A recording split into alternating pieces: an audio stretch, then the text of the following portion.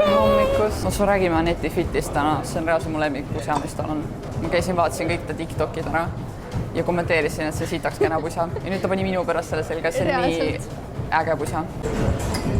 Aru, ta ei söönud täna peal enne trenni. Ei, ma jõin ühe tassi keeferit. Tegelikult ma olen suur stalker. Ma olengi see mees, kes kirjutab sulle, et ma ootan sind jõusaalis, kallis. Täiega blond girl.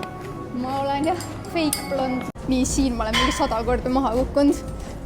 Mul on praegu post-surgery recovery training, seega ma lihtsalt olen siin. Oota, kas sa otsid siit või siit? Sa ütlesid Rasmuskli videos täpselt sama. Siim kutsus mind pildistama. Ta ütles, et... Siim Huu. Siim Kinnas. Kinnas Huu. Ma ei tea, kes on. Siim Kinnas. Kes on Siim Kinnas? Palun kommenteeri. Kas sa tead, kes on Siim Kinnas? Kas sa oled käinud pildistamas Siim Kinnasega? Kas sa tahad minna pildistama Siim Kinnasega? Ma valin ühe kommentaari ja ma hook-upin teile mingi 10% sooduskoodi või. Siim, ma võin sulle anda barbellsi batooni ja... Ta selle peale võib-olla ütleks, et armastab barbellsi batooni. Get your ass up. Okay. Let's go. Nüüd on kohe palju mugavam istuda. Aitäh, Anet. Ei teate seda tunnet, kui sa oled juuksis, tekib väike siuke PVH situatsioon on ju. Mis see on?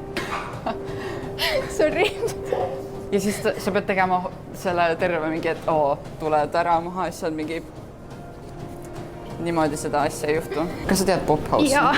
Kas sa tead Blond House'i ka? Ei tea Blond House'i. Sa võiks seal olla. Ei ole käinud juuksis või saalis 18 päeva. Oh my god.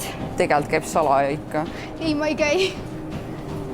Ja ma olen olnud mingi... Näita selga. Ma ei oska näidata. Peame harjutama. Sinu arust ka teine lõhn või? Jaa, oli küll. Ta muutus sibula haisuliseks.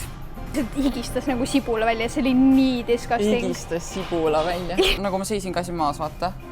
Ja aga vaata, kui ma seisan maas, siis ma olen...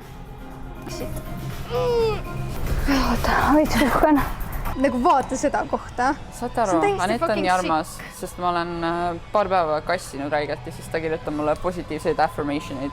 See dieet on lihtsalt nii raske asi, mida vaimselt läbi teha.